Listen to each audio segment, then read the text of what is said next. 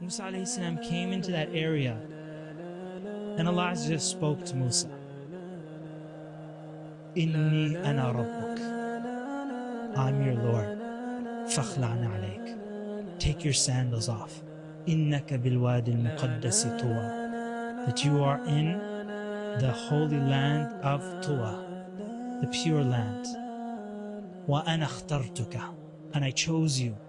Fastami' lima yuha. So listen carefully to what is going to be revealed to you. Inni ana Allah. La ilaha illa ana. Fa'budni. Aqim as-salata li dhikri. Indeed, I am Allah. There is no God except me. So worship me and establish the salah for my remembrance.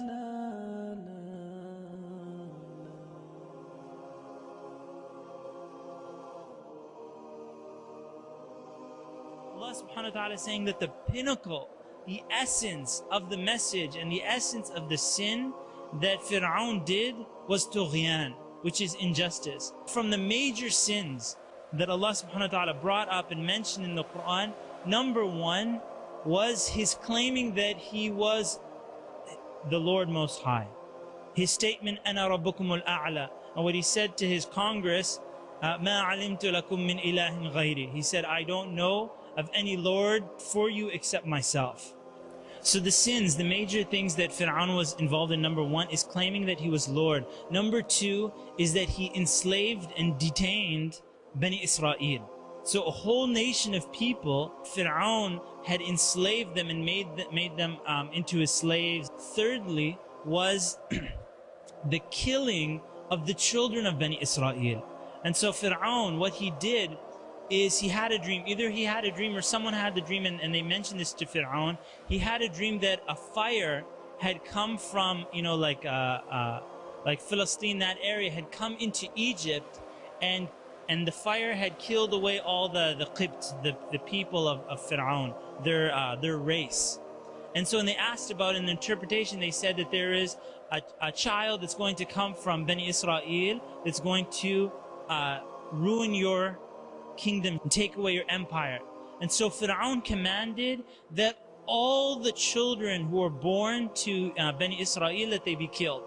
Now this is really, it's very cynical what Pharaoh, of his sins of the highest level, which you'll see repeated again and again, is his istikbar, his arrogance. His arrogance is mentioned in so many verses.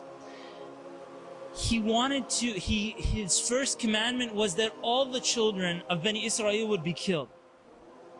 But then if you think about it, if they're killing all the boys who are born, and all the the adults, the elderly of Bani Israel are dying, how many years before they've eradicated Bani Israel? If there's all the boys are being killed, and all the elderly people are dying out, then actually, it was his economists that went and spoke to him about this. They said, it's not financially smart to kill all their children. It's bad for business, because your manpower will be lost. And therefore your empire will fall, because you've enslaved Bani Israel. You're actually killing all of them. We need them as slaves. And so what Pharaoh did is yeah, that's a smart point. For economical reasons, Pharaoh changed the killing of Bani Israel's boys to not every year, but every other year. So this is the year that all the boys would be killed. This is the year that they're spared. Harun alayhi salam was born in the year that the children were spared. And the year when Musa alayhi salam was born, this is the year that they were going to kill the children. Now a lot of times when, like say FBI, CSIS or something like that comes knocking on your door, what do they say to you? They say, we just want to talk. Now imagine if these agents were the henchmen of Pharaoh. They would be much more stronger physically. Like they're like criminals, the henchmen of Pharaoh. And they're not asking politely, they are barging into the house, searching if you have any children or if any neighbors heard the crying of a baby in your house, and they will take that child and take their swords and they will chop the heads off your child. This is what they're doing. Allah subhanahu wa ta'ala says about the test of Bani Israel, and in this, it was a bala, a test from Allah subhanahu wa ta'ala, azim, an enormous test from Allah Azza wa Jal, that He tested Bani Israel with. Allah subhanahu wa ta'ala says to Musa, if you're afraid for your son, take the child, put him in a basket, and throw him in the river. And let the water take him. Now, if you're a parent, you'll understand a little bit about what's happening here.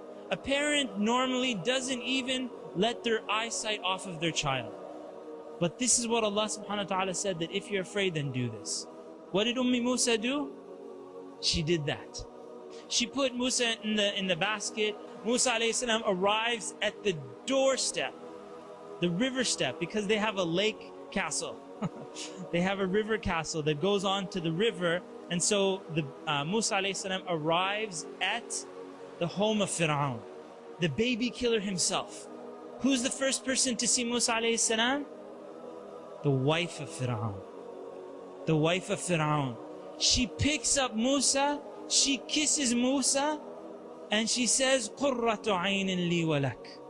She said, he is the delight of my eyes and your eyes.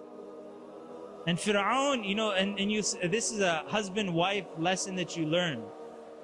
He wants to please his wife. Asiyah alayhi salam didn't have children.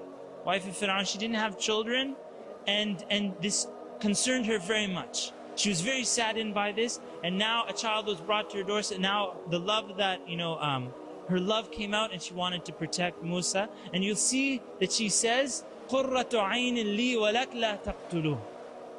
She said, he's the delight of my eyes and your eyes, don't kill him. Like, subhanAllah, she's married to the killer. Immediately, second sentence, she's saying, don't kill him. Because they know this child is a Bani Israel child. That he is from the Bani Israel, he's not from the Qibt. He's not from them. And so, Musa alayhi salam, Allah subhanahu wa ta'ala protected him so much that he wouldn't take the milk of any woman. Until Musa's sister, she's following along, she's seeing what happened, and then she said, Allah subhanahu wa ta'ala says that she said, هَلْ أَدُلُّكُمْ عَلَىٰ أَهْلِ بَيْتٍ يَكْفُلُونَهُ لَكُمْ وَهُمْ لَهُ نَاصِحُونَ. She said, shall I not tell you of a home that will do kafala for him? Kafala and nursing. And then Allah subhanahu wa ta'ala, the mother of Musa alayhi salam came, and immediately Musa alayhi salam took milk from his mother. And he's very happy. Pharaoh, seeing this, he's like, why is this so? Why, how come no other woman that he would take milk from, but he takes milk from this woman? And so she said in response to Pharaoh, she said that my milk is very sweet and my smell is very beautiful. All the children love me. And Pharaoh was happy with her response. And so he let her. So now look, she placed her trust in Allah subhanahu wa ta'ala, which is a theme that you will see when we ask the question, what saves a nation? When the fitna comes down upon them, what will save them? Placing your trust in the promise of Allah subhanahu wa ta'ala. A lot of times that statement, place your trust in Allah, people don't understand what that means. It means that if Allah subhanahu wa ta'ala promised something, even though in the here and now, you might not see that the promise is true. And so what a person needs to do is have iman and tawakkul, which is belief in Allah subhanahu wa ta'ala and placing their trust that if Allah tells me He's going to do something for me, then Allah subhanahu wa ta'ala will fulfill what He promised that He will do. And that is tawakkul, and it saves the person. Allah subhanahu wa ta'ala says about Musa, فَرَدَدْنَاهُ إِلَىٰ أُمِّهِ, that we returned Musa to his mother.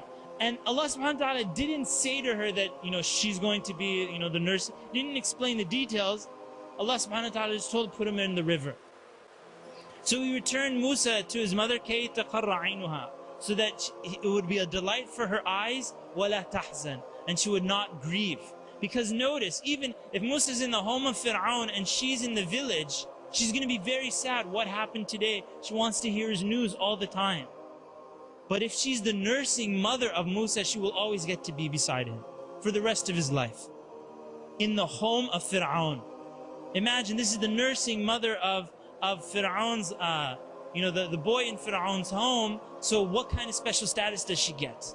She's living now in the castle. She's living in the castle and being treated with so much respect. And Musa alayhi salam, you'll see when he went to Midian, for those who are familiar with the story, after he left Egypt, he went to Midian and then wanted to return 10 years later back to Egypt. And they said, Allah subhanahu wa ta'ala doesn't mention why he wanted to return, but he took his wife from Midian and he said that we're returning back to Egypt.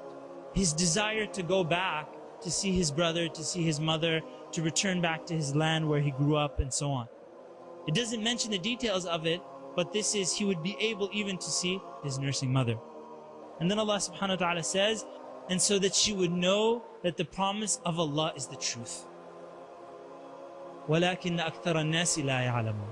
But most people don't understand and don't know this. Musa alayhi salam, as he was growing up and he saw the injustices that were happening to his people. Again, Musa is from Bani Israel, and so he's not from the Qibt, even though he's growing up in the home of Pharaoh. And he sees the injustice again and again and again. A very interesting point and a very beautiful point was when Musa alayhi salam, he was once going out in the city and he saw one of the Bani Israel people in a fight with one of the Egyptians. So the person, Musa alayhi salam, was known to, support justice and, stand up for this. And so they called Musa alayhi salam, that Bani Israel person, he called Musa alayhi salam, come and help me. And so Musa alayhi salam is breaking up in the fight and got very angry. He hit the Egyptian person. He hit him so hard that he killed him. Now, that's giving you a little glimpse of Musa alayhi salam's strength. Musa alayhi salam's strength, that he hits a person once and he doesn't knock them out. He kills them. And so Allah subhanahu wa ta'ala immediately, Musa alayhi salam felt regret for this and did tawbah to Allah subhanahu wa ta'ala and repented to Allah azza wa jal. But nobody knew who had killed the person, other than that it was a crime punishable by death that an Egyptian would be killed. Nobody's allowed to kill the Egyptians. And that is punishable by death. The next day, Musa alayhi salam had done tawbah to Allah subhanahu wa ta'ala and Allah forgave him. The next day, Musa alayhi salam saw the same person from Bani Israel fighting with another person from the Egyptians. And Musa alayhi salam said to him, إِنَّكَ لَغَوِيٌّ مُبِينٌ. He said, you are like a very clear troublemaker. You're a deceitful person. And the beautiful lesson here, and then this person said to Musa, قَالَ أَتُرِيدُ أَن تَقْتُلَنِي كَمَا قَتَلْتَ نَفْسًا بِالْأَمْسِ. He said, do you want to kill me like you killed so-and-so last time, like yesterday? And so you can see even this person, he instigates fights. And yet he was from Bani Israel. And then the Egyptian who heard this, then the news went out that Musa was the one who killed yesterday. And then someone came to Musa alayhi salam and told them, إِنَّ الْمَلَأَ يَأْتَمِرُونَ بِكَ لِيَقْتُلُوكَ.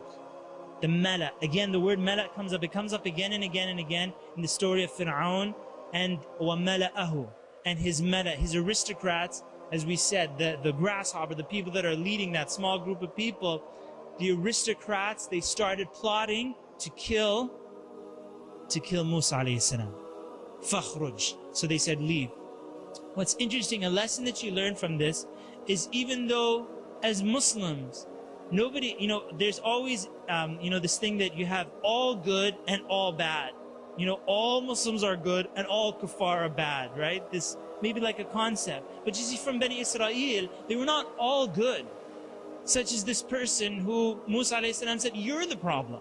Even though he was from his own people, he was the problem, this person from Bani Israel. And then you will see from Pharaoh's people, from the Egyptians, are they all bad? Are they all bad? They're kuffar, but they were kuffar, but were they all bad? No, Allah subhanahu wa ta'ala guided them. From the highest level of them was Asya alayhi salam. And she was the wife of Pharaoh. And so it's not all in one sweeping generality that they're all at the same level. Asya alayhi salam, Allah subhanahu wa ta'ala says, وَضَرَبَ اللَّهُ مَثَلًا. Allah subhanahu wa ta'ala gives the example, لِلَّذِينَ آمَنُوا. Is it for the believing women? No, it's for the believing men and women, all the believers, till the end of time. وَضَرَبَ اللَّهُ مَثَلًا. Their example is imra'at Fir'aun, the wife of Fir'aun. Because it doesn't matter who you're married to. You can be married to the most noblest person and you can be in hellfire. And you could be, and the most noblest person could be married to you, and you could, vice versa, it goes both ways. We spoke about the wife of Lut, and she was in hellfire. And now we're speaking about Fir'aun, who was one of the biggest tyrants who ever walked this earth, and his wife, Allah subhanahu wa ta'ala made her an example for all believers till the Day of Judgment.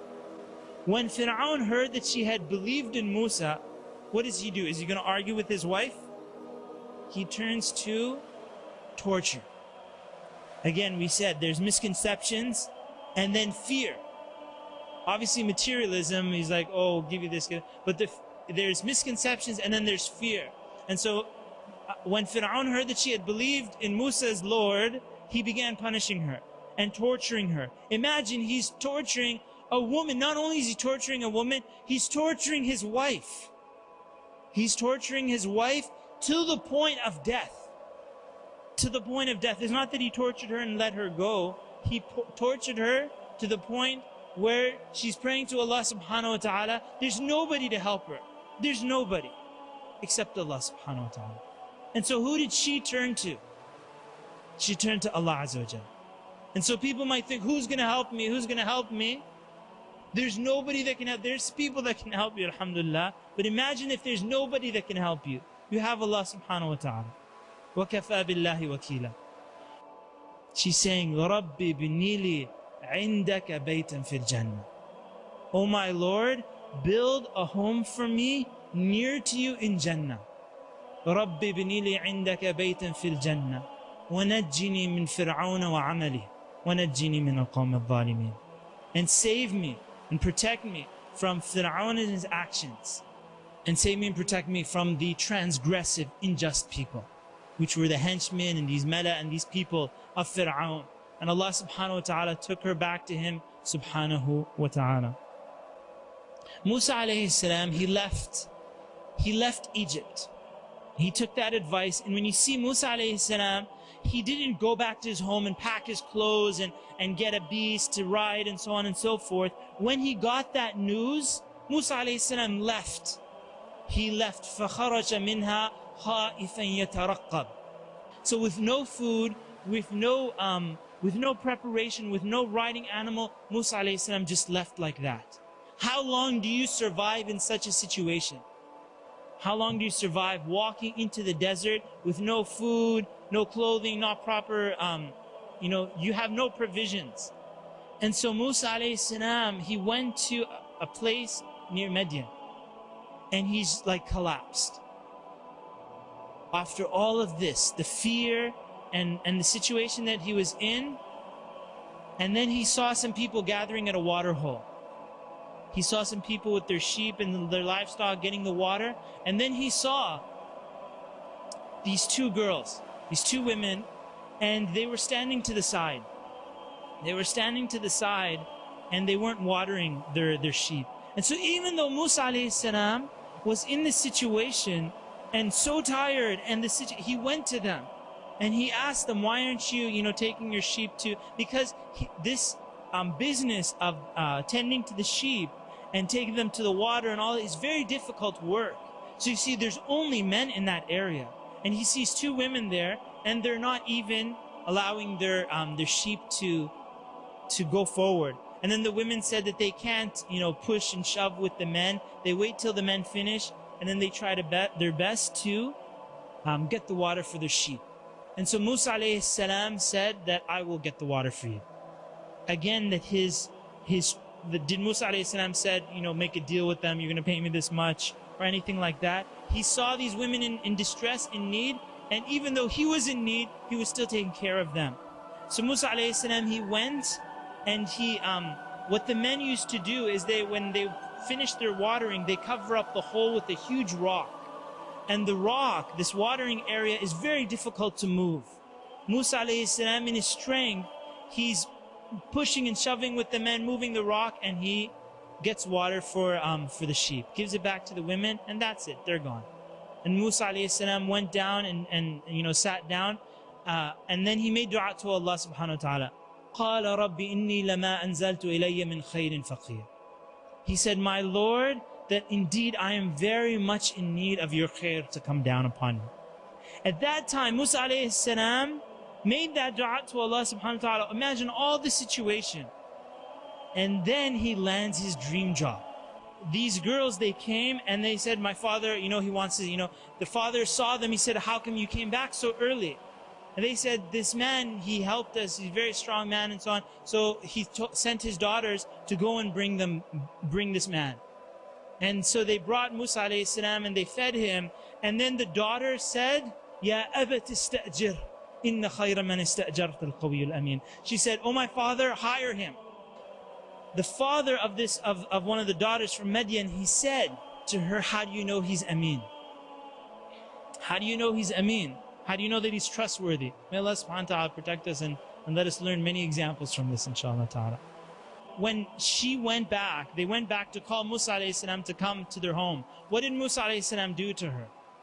He told her to walk behind him. He told her to walk behind him.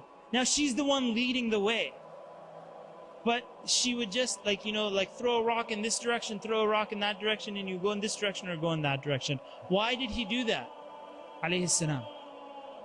So that he wouldn't walk behind a woman and her body would be showing.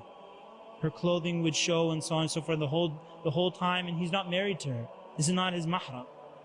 And he's a prophet of Allah. And so he said, I'll walk with you, but you walk behind me. So that to protect her modesty and to protect her and so on and so forth. From this, she concluded that this was a person of integrity. This was a person of amn. And so she said to her father, hire him. And so her father hired him. And so he landed the dream job. It's like 8 years or 10 years that he would work with him and that he would marry one of his daughters. And he got married to such a righteous woman. And this was the wife of Musa alayhi salam. After about 8 years, between 8 or 10 years, Musa alayhi salam had that desire built up in him. Allah subhanahu wa ta'ala placed in his heart the desire to return back to Egypt. And subhanAllah, as you see this built up, that Allah subhanahu wa ta'ala had prepared Musa. Allah subhanahu wa ta'ala says that I manufactured you for myself. That Allah subhanahu wa ta'ala, all of these tests, all of the preparations, everything that he had been through, Allah subhanahu wa ta'ala is manufacturing all of these gifts that Musa alayhi salam had been given so that he would be that servant of Allah subhanahu wa ta'ala. And that Allah Azza wa Jal had a mission for Musa alayhi salam. When they're traveling through the desert, it's very dark. Obviously there's no street lights, there's nothing like that, it's just the darkness. And then they went to Turi Sayna, and then at that place, Musa alayhi salam saw a fire. And so he told his wife, he told her, stay here. I'm going to that fire. Either I will get directions from that area, or I will, get one of the embers, like take one of the flames and come back and, we can benefit from that. And then when Musa alayhi salam entered that area, Allah Azza wa Jal spoke to Musa. He spoke to Musa. Musa alayhi salam came into that area and Allah Azza wa Jal spoke to Musa. Inni ana rabbuk. I'm your Lord. Fakhla'na alayk. Take your sandals off. Innaka bilwadi al-muqaddasi tuwa. That you are in the holy land of Tuwa, the pure land. Wa ana akhtartuka. And I chose you. Fastami' lima yuha. So listen carefully to what is going to be revealed to you. Inni ana Allah. La ilaha illa ana. Fa'budni. Wa aqim as-salata li dhikri. Indeed, I am Allah. There is no God except me. So worship me and establish the salah for my remembrance.